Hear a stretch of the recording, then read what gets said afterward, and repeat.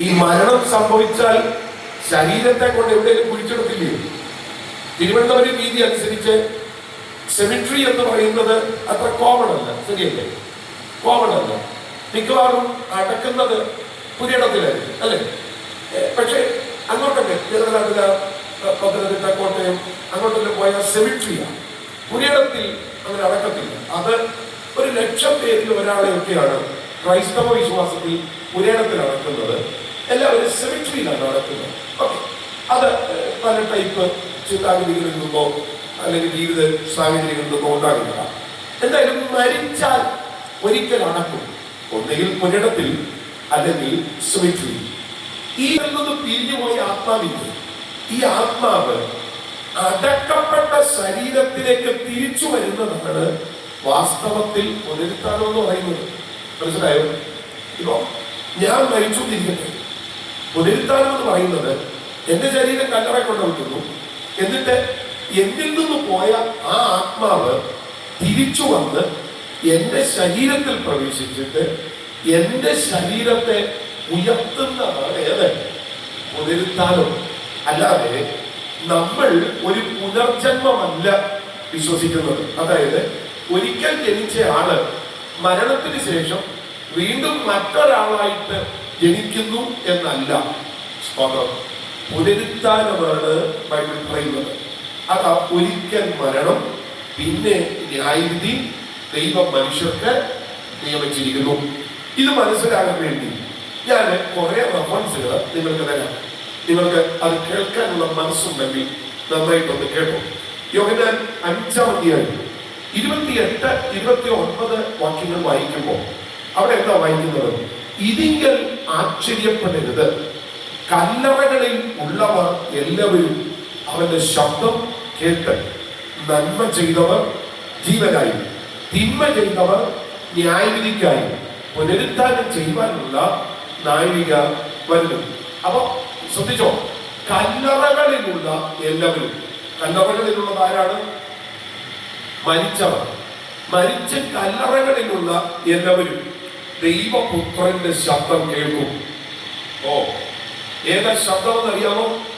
1 തെസ്സലോനിക്ക ലേഖനം 4:16. അറിയാവുന്ന എല്ലാവരും കൂടെ ചേർന്ന് പറഞ്ഞ്, കർത്താവ് താൻ ഗംഭീരനാദത്തോടും പ്രധാന ദൂതന്റെ ശബ്ദത്തോടും ദൈവത്തിന്റെ കാഹളത്തോടും കൂടെ സ്വർഗത്തിൽ നിന്ന് ഇറങ്ങി വരുന്ന ആ ശബ്ദമുണ്ടല്ലോ, കർത്താവ് താൻ ഗംഭീരനാദം. ഈ നാദം എപ്പോഴാണോ പുറപ്പെടുന്നത്, അപ്പോ കല്ലറകളിലുള്ളവർ അവന്റെ ശബ്ദം കേൾക്കും. അവിടെ നന്മ ചെയ്തവർ ജീവനായി പുനരുത്ഥാനം ചെയ്യും. ഹല്ലേലൂയ. ഇതാണ് ബൈബിൾ പറയുന്നത്. അത് പറഞ്ഞു, ഒരിക്കലാണ് ഇത് സംഭവിക്കുന്നത്. ജനനം ഒരിക്കൽ, മരണവും ഒരിക്കൽ. അതേ ക്രമത്തിൽ തന്നെ നമ്മുടെ വാഴ്ത്തപ്പെട്ട കർത്താവും ഒരിക്കലായി അർപ്പിക്കപ്പെട്ടു. എല്ലാവരും കൂടെ ചേർന്നെന്ന് പറഞ്ഞേ, ഒരിക്കലായി അർപ്പിക്കപ്പെട്ടു. ഒന്നുകൂടെ പറഞ്ഞു, ഒരിക്കലായി അർപ്പിക്കപ്പെട്ടു. എന്റെ പ്രിയപ്പെട്ടവരെ, ഇന്ന് രാത്രി ഈ യോഗം ഇവിടെ അവസാനിക്കുമ്പോൾ നിങ്ങളുടെ അകത്ത് പ്രത്യാശ അങ്കുരിക്കണമെന്നുള്ള ദർശനത്തോടെ തന്നെയാണ് ഈ ഒരു പ്രസംഗം നിങ്ങളുമായിട്ട് പങ്കുവെക്കുന്നത്.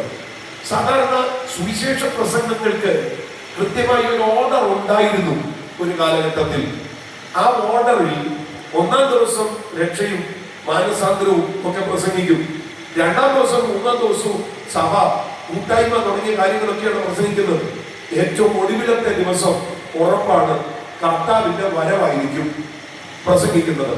കർത്താവിന്റെ വരവ്. അതെന്തിന്? ജനത്തിന് പ്രത്യാശ ഉണ്ടാകും. പക്ഷെ നിർഭാഗ്യവശാൽ യേശുക്രിസ്തുവിന്റെ മടങ്ങിവരവിന്റെ പ്രസംഗങ്ങൾ നമ്മുടെ ഇടയിൽ വളരെ ചുരുക്കമായതുകൊണ്ട് ഇപ്പോ അങ്ങോട്ട് പോകണം എന്നുള്ളതിനേക്കാൾ ഇവിടെ വാഴണം എന്നൊരു ചിന്ത നമ്മുടെ ഇടയിൽ ഉരുത്തിരിയുവാനായിട്ട് തുടങ്ങി. അതുകൊണ്ട് കിട്ടണം, കിട്ടണം, കിട്ടണം, വളരണം, ഉയരണം, വർദ്ധിക്കണം, പെരുകണം, ഇങ്ങനെയുള്ള കാര്യങ്ങളിലാണ് നമ്മൾ വളരെ ശ്രദ്ധാലുക്കളായിരിക്കുന്നത്. അല്ല, സഭയുടെ എക്കാലത്തെയും പ്രതീക്ഷ നമ്മുടെ കർത്താവായ യേശുക്രിസ്തുവിന്റെ പുനരാഗമനമാണ്. നമ്മുടെ ഓരോ ജീവശ്വാസത്തിനകത്തും കത്തിത്തിളങ്ങി നിൽക്കേണ്ടുന്ന ഒരൊറ്റ ചിന്ത നമ്മുടെ കർത്താവായ യേശു ക്രിസ്തുവിന്റെ മടങ്ങി വരവാണ്. ഞാൻ ആ വാക്കുകൾ വിശദീകരിക്കാം. അപ്പൊ ഒരിക്കൽ മരണം, പിന്നെ ന്യായവിധി. ദൈവം മനുഷ്യർക്ക് നിയമിച്ചിരിക്കുന്നത് പോലെ ഒരൊറ്റ മരണം, ഒരൊറ്റ ജനനം, ഇത് മനുഷ്യർക്ക് നിയമിച്ചിരിക്കുന്നത് പോലെ ക്രിസ്തുവും അങ്ങനെ തന്നെ. ഒരൊറ്റ ജനനം, ഒരൊറ്റ മരണം. പിടികിട്ടുന്നുണ്ടോ? ആ ജനനം, ആ മരണം എന്തിനാണ്? അനേകരുടെ പാപങ്ങള് ചുമപ്പാൻ ഒരിക്കലായിട്ടാണ്. അത് പിടികിട്ടുന്നു ഞാൻ ചിന്തിക്കുന്നത്. എന്ന് പറഞ്ഞു കഴിഞ്ഞാൽ എന്റെ പ്രിയപ്പെട്ടവരെ, ഇത് ചരിത്രപരമായ രക്ഷയുടെ പൂർത്തീകരണമാണ്. നിങ്ങൾ കർത്താവായ യേശു ക്രിസ്തുവിന്റെ കുരിശിലോട്ടൊന്ന് നോക്കണേ. ആ കുരിശിൽ അവിടുന്ന് പറഞ്ഞ 7 മൊഴികളിൽ ഒരു മൊഴി എന്ന് പറയുന്നത് ഇറ്റ്സ് ഫിനിഷ്ഡ് എന്നാണ്. സകലതും നിവർത്തിയായി. എല്ലാവരും കൂടെ ചേർന്ന് പറഞ്ഞു, സകലതും നിവർത്തിയായി, തെറ്റലസ്റ്റായി. അതാണ് ആ വാക്ക്, സകലതും നിവർത്തിയായി എന്ന് പറഞ്ഞു കഴിഞ്ഞാൽ എന്റെ സഹോദരങ്ങളെ, മാനവജാതിയുടെ പാപത്തിന്റെ പരിഹാരത്തിന് വേണ്ടി കാൽവരി കുരിശിൽ എന്തായിരുന്നോ ചെയ്യേണ്ടിയിരുന്നത്, ആ ചെയ്യേണ്ടിയിരുന്ന കാര്യത്തെ കർത്താവായ യേശു ക്രിസ്തു കുരിശിൽ വെച്ച് നിവർത്തിയാക്കി. ഒന്നും ഇനിയും ആരും ആഡ് ചെയ്യേണ്ടതായിട്ടില്ല. അതുകൊണ്ടാണ് രക്ഷയ്ക്ക് വേണ്ടി ഒരു തീർത്ഥയാത്രകളും ആരും നടത്തണ്ട. രക്ഷിക്കപ്പെടാൻ വേണ്ടി ഒരു ദാനധർമ്മവും ആരും നടത്തണ്ട. രക്ഷിക്കപ്പെടാൻ വേണ്ടി ഒരു പ്രവൃത്തിയും ആരും നടത്തണ്ട. ഇരിക്കണ്ട, കിടക്കണ്ട, ഉരുളണ്ട, കവരണ്ട, ഒന്നും ചെയ്യണ്ട. വിശ്വസിക്കുക മാത്രം ചെയ്താൽ മതി.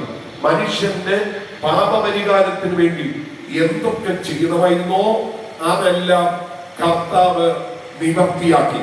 അതുകൊണ്ട് പറയുന്നത് സകലതും നിവർത്തിയായി. അവിടെ നിങ്ങൾ ഒരു കാര്യം അറിയണം, പഴയ നിയമത്തിന്റെ പാപപരിഹാരത്തിന്റെ കർമ്മകാണ്ഡങ്ങൾ അങ്ങനെ ആയിരുന്നില്ല. അത് ഇന്നലെ നമ്മൾ അതിനെ ഒന്ന് തൊട്ടിരുന്നു. കൂടെ കൂടെ ഉള്ളതാണ്, ആണ്ടുതോറും ഉള്ളതാണ്. കൂടെ കൂടെ മൃഗബലി നടത്തേണ്ടതായിട്ടിരുന്നു. രക്തരൂക്ഷിതമായ ആരാധനകൾ, യാഗങ്ങൾ അർപ്പിക്കേണ്ടിയിരുന്നു. പക്ഷേ കർത്താവായ യേശു ക്രിസ്തുവിന്റെ പാപപരിഹാരാർത്ഥമുള്ള ആ കുരിശു മരണം കൂടെ കൂടെ ആവശ്യമുള്ളതല്ല, ഒരിക്കലായി മാത്രമുള്ളതാണ്. അത് എന്നേക്കും ഉള്ളതാണ്. എന്റെ പ്രിയപ്പെട്ടവരെ, തന്റെ സമീപം കടന്ന ആ കള്ളൻ രക്ഷിക്കപ്പെടത്തക്ക വിധത്തിൽ ഇന്ന് ഇവിടെ ഏജഹോളിൽ ഇരിക്കുന്ന നമ്മളെല്ലാം രക്ഷിക്കപ്പെടത്തക്ക വിധത്തിൽ ഇനിയും കർത്താവിന്റെ വരവ് താമസിക്കുന്നുവെങ്കിൽ യേശുക്രിസ്തുവിന്റെ പ്രത്യക്ഷത വരെ രക്ഷിക്കപ്പെടാൻ സാധ്യതയുള്ള അവസാനത്തെ പാപിയുണ്ടിൽ പാപം പരിഹരിക്കത്തക്ക വിധത്തിൽ പര്യാപ്തമായുണ്ടായിരുന്നു കർത്താവായ യേശുക്രിസ്തുവിന്റെ കുരിശു മരണം എന്ന് പറയുന്നത്. അത് അതിൽ തന്നെ പൂർണ്ണമായിരുന്നു. അതുകൊണ്ടാണ് പറയുന്നത് ഒരിക്കലായിട്ട് അവിടുന്ന് മരിക്കുകയായിരുന്നു. എന്നോടൊപ്പം ഉണ്ടോ? ഒരിക്കലായി മരിക്കുകയായിരുന്നു. എന്നാൽ ഈ ഒരിക്കലായിട്ട് മരിച്ച യേശു ക്രിസ്തുവിനെ വീണ്ടും ക്രൂശിക്കുന്ന ഒരു പ്രവണത ചിലർക്കുണ്ട് എന്നുള്ളത് സത്യമാണ്.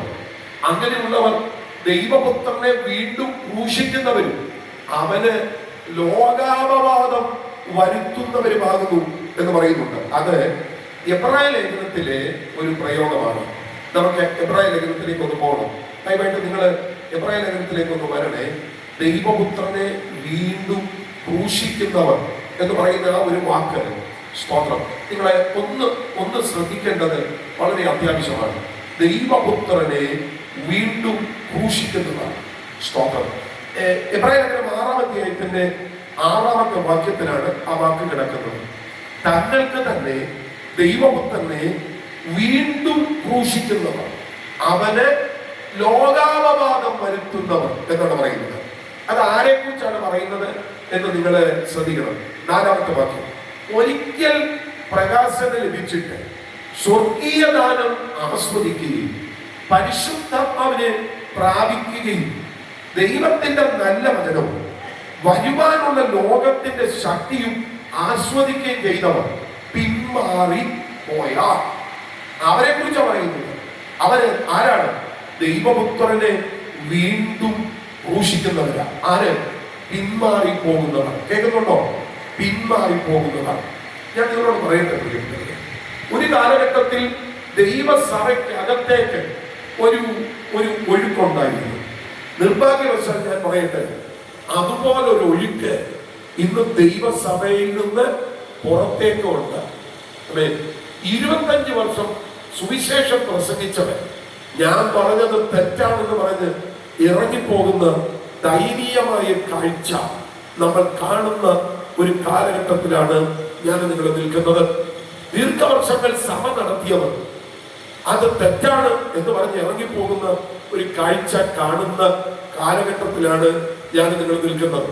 എന്താണ് അതിന്റെ കാരണം എന്നൊരു ചോദ്യമുണ്ട്. ഞാൻ അതിന്റെ കാരണം പറയാം. എന്റെ പ്രിയ സഹോദരങ്ങളെ, നമ്മുടെ വാഴ്ത്തപ്പെട്ട കർത്താവായ യേശുക്രിസ്തുവിന്റെ മടങ്ങി വരവിന് ഒരുപാട് ലക്ഷണങ്ങളുണ്ട്. ആ ലക്ഷണങ്ങളിൽ വെച്ച് 2 വിധ കാര്യങ്ങൾ നമ്മൾ തിരിച്ചറിയണം. ഒന്ന്, പ്രാപഞ്ചിക പ്രാവചനിക ലക്ഷണങ്ങൾ. ഈ പ്രാപഞ്ചിക ലക്ഷണങ്ങൾ എന്ന് പറയുന്നത് എന്താണെന്ന് അറിയാമോ? പ്രകൃതിയിൽ കാണുന്ന പ്രതിഭാസങ്ങളാണ്. സൂര്യൻ കരിമ്പടം പോലെ കറക്കുമെന്ന് പറയുന്നത്, ചന്ദ്രൻ രക്തതുല്യം ആകുമെന്ന് പറയുന്നത്, അതിവൃക്ഷം പെരിങ്കാറ്റ് കൊണ്ട് കുലുങ്ങിയിട്ട് അതിക്കായി അടർന്ന് താഴേക്ക് വീഴുന്നത് പോലെ ആകാശത്ത് നിന്ന് നക്ഷത്രങ്ങൾ താഴേക്ക് വീഴും എന്ന് പറയുന്നത്, അങ്ങനെ തുടങ്ങി ഭൂകമ്പം മുതലായിട്ടുള്ള പല പല കാര്യങ്ങൾ. ഭൂമി കിടുകിട പൊട്ടും, കിറുകിറ കീറുന്നു, മത്തനെ പോലെ ചാഞ്ചാടുന്നു എന്നൊക്കെ പറയുന്ന ആ വിഷയങ്ങൾ, അതാണ് പ്രാപഞ്ചിക ലക്ഷണങ്ങൾ. യേശുക്രിസ്തുവിന്റെ മടങ്ങി വരവിന് അനന്തരം സംഭവിക്കേണ്ടുന്നതാണ് ഈ കാര്യങ്ങൾ. എന്നാൽ അതിന്റെ ലക്ഷണങ്ങൾ, അതിന്റെ സൂചനകൾ നമ്മൾ ഇന്ന് കാണുന്നുണ്ട്. പ്രിയപ്പെട്ടവരെ, ഒരു ഡോക്ടർ പ്രധാനമായും ഒരു രോഗത്തെ ഐഡന്റിഫൈ ചെയ്യുന്നത് എങ്ങനെയാണ്? രോഗലക്ഷണങ്ങളിൽ നിന്നായിരിക്കും. അതുകൊണ്ടാണ് കൺസൾട്ടേഷനിൽ ഡോക്ടർ ആദ്യം ചോദിക്കുന്നത് എന്താണ് ഫീൽ ചെയ്യുന്നത്, അവിടെ വേദനയുണ്ടോ, ഇവിടെ വേദനയുണ്ടോ. ഓരോ വേദനയും ഓരോ സ്വഭാവവും കേൾക്കുമ്പോൾ അദ്ദേഹത്തിന് കൃത്യമായിട്ട് ഡയഗ്നോസ് ചെയ്യാൻ പറ്റും. ഇതായിരിക്കും, ഇതായിരിക്കും. പിന്നീടാണ് അതിനെ ടെസ്റ്റുകളിലൂടെ ഉറപ്പിക്കുന്നത്. ഇതുപോലെ തന്നെ എന്റെ പ്രിയപ്പെട്ടവരെ, അന്ന് സംഭവിക്കേണ്ടുന്ന സംഭവങ്ങളുടെ ലക്ഷണങ്ങൾ കണ്ടുകൊണ്ടിരിക്കുകയാണ്. അതാണ് പ്രാപഞ്ചിക ലക്ഷണങ്ങൾ. ഇനിയും പ്രാവചനിക ലക്ഷണങ്ങൾ എന്ന് പറയുന്നത് ഇസ്രായേലുമായി ബന്ധപ്പെട്ടൊക്കെ കിടക്കുന്നതാണ്. അത് നമ്മൾ ധാരാളം കണ്ടുകൊണ്ടിരിക്കുകയാണ്. ഇസ്രായേലുമായി ബന്ധപ്പെട്ട് കിടക്കുന്ന ഒത്തിരി വിഷയങ്ങൾ ഇപ്പോൾ നടന്നുകൊണ്ടിരിക്കുകയാണല്ലോ. ഞാൻ ആ കാര്യങ്ങളൊന്നും വിശദീകരിക്കുന്നില്ല. അപ്പൊ യേശുക്രിസ്തുവിന്റെ മടങ്ങി വരവിന് പ്രാപഞ്ചിക ലക്ഷണങ്ങളുമുണ്ട്, പ്രാവചനിക ലക്ഷണങ്ങളുമുണ്ട്. എന്നാൽ നമുക്ക് അത്ര പരിചയമില്ലാത്ത യേശുക്രിസ്തുവിന്റെ മടങ്ങി വരവിന്റെ ഒരു ലക്ഷണമുണ്ട്. അത് സഭാപരമായ ലക്ഷണമാണ്. എല്ലാവരും കൂടെ പറഞ്ഞ് എന്താ ലക്ഷണം? സഭാപരമായ ലക്ഷണം. എന്താണ് സഭാപരമായ ലക്ഷണം? അത് സഭയ്ക്കകത്ത് കാണുന്നതാണ്.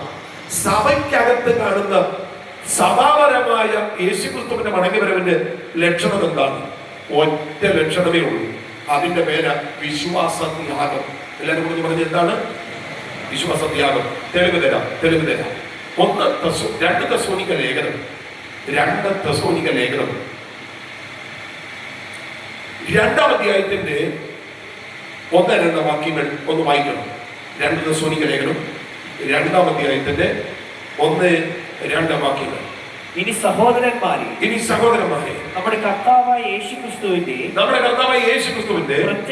പ്രത്യക്ഷതയും അവന്റെ അടുക്കലേക്കുള്ള നമ്മുടെ സമാഗമനം സംബന്ധിച്ച് ഞങ്ങൾ നിങ്ങളോട് അപേക്ഷിക്കുന്നത്, കർത്താവിന്റെ നാൾ അടുത്തിരിക്കുന്നു എന്ന് വെച്ച് നിങ്ങൾ നല്ല ആത്മാവിനാലല്ലോ വചനത്താലോ ഞങ്ങൾ എഴുതി എന്ന ഭാവത്തിലുള്ള ലേഖനത്താലോ സുബോധപ്പെട്ട് വേഗത്തിൽ ഇളകുകയും ഞെട്ടിപ്പോകുകയും അരുത്. ആരും ഏത് വിധേനയും നിങ്ങളെ ചതിക്കരുത്. ആദ്യമേ വിശ്വാസത്യാഗം. വിശ്വാസത്യാഗം എല്ലാവരും ആദ്യമേ എന്താ?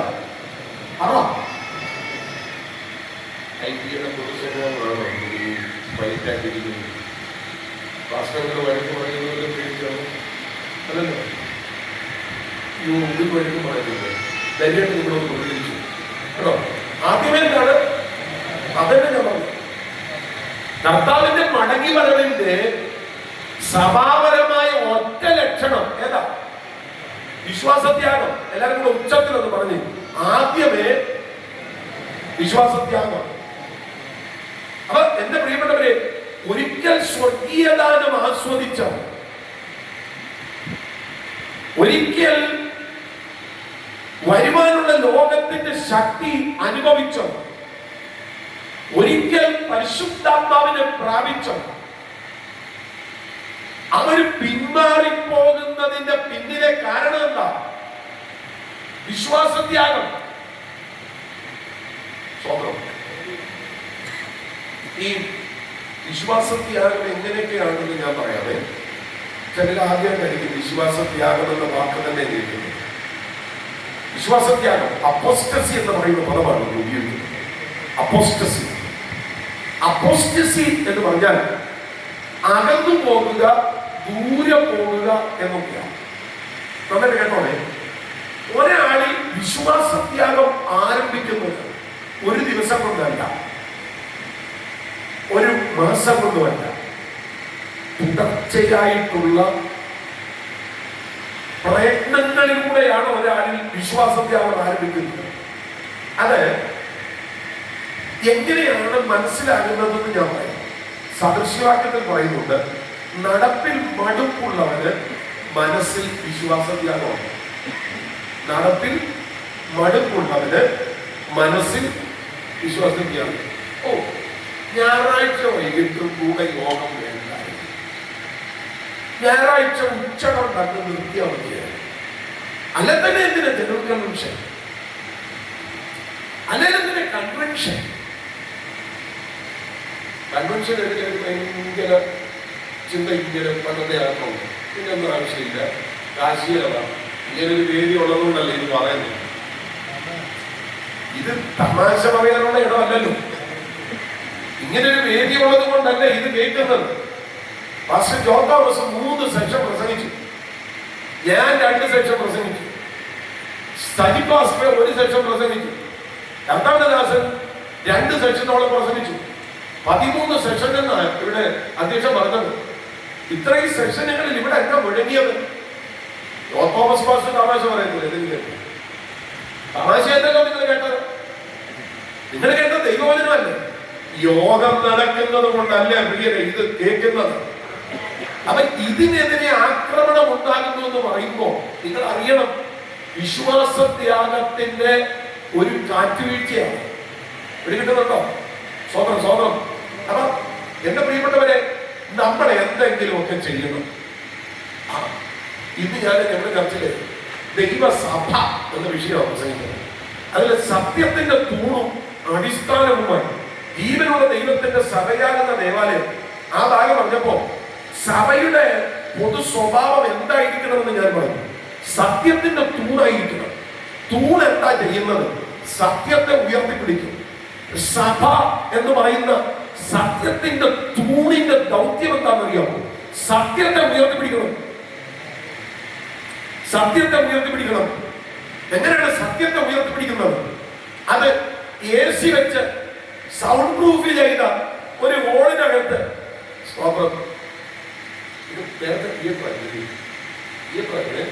തിയേറ്റർ സെറ്റപ്പിലുള്ള ചെയറാണെന്നാണ് ഞാൻ ഇതുവരെ തിയേറ്ററിൽ പോയിട്ടില്ല കേട്ടോ. അതുകൊണ്ട് എനിക്കറിയുന്നില്ല, ഞാൻ ഊഹിക്കുക. ഞാൻ പെന്തക്കോസിൽ എനിക്ക് വളർന്നത്, അതുകൊണ്ട് എന്നെ വിട്ടിട്ടില്ല, ഞാനൊന്നും പോയിട്ടുമില്ല. അപ്പൊ അങ്ങനെയാണെന്ന് ഞാൻ ചിന്തിക്കില്ല. ഇരിക്കാൻ ഇച്ചിരി സുഖമുള്ള, ചാരി ഇരുന്ന് ഉറങ്ങാൻ ഒരു സെറ്റപ്പുള്ള ചെയറാണ് ഇവിടെ ഇപ്പൊ ഈ യോഗത്തിനുള്ളത്. ഞാൻ പറഞ്ഞത് ഇതുപോലെയൊക്കെയുള്ള ചെയറുകളായി ഇപ്പൊ ചർച്ചയിൽ. കോവിഡിന് മുമ്പ് എല്ലാവരും പായിലായിരുന്നതെങ്കിൽ കോവിഡിന് ശേഷം സർക്കാർ പറഞ്ഞു പായിൽ ഇരിക്കേണ്ട, ചെയറിൽ ഇരുന്നാൽ മതി. നേരത്തെ 20 ചെയർ ഉണ്ടായിരുന്ന ചർച്ചിനകത്ത് ഇപ്പൊ 200 ചെയർ വന്നു. 3ാം ക്ലാസ്സിൽ പഠിക്കുന്ന കൊച്ചനെ ഇരിക്കുന്നത് ചെയറിനകത്താണ്. അപ്പൊ കെട്ടിയടച്ച ചർച്ചിനകത്ത്, ശീതീകരിച്ച സംവിധാനത്തിനകത്ത് സുഖമുള്ള ചെയറിൽ ചാരിയിരുന്ന് ഉറങ്ങുന്നവൻ സത്യവുമായി പബ്ലിക്കിൽ ഇറങ്ങണം. ഒരു അമ്മ പറ. സത്യവുമായി പബ്ലിക് ഇറങ്ങണം. സഭയുടെ ഉത്തരവാദിത്വം, സഭയുടെ ഫണ്ട് ഫെഡറൽ ബാങ്കിലിട്ട് പലിശ എടുക്കാനുള്ളതല്ല. സഭയുടെ ഫണ്ട് സുവിശേഷീകരണത്തിനുള്ളതാണ്.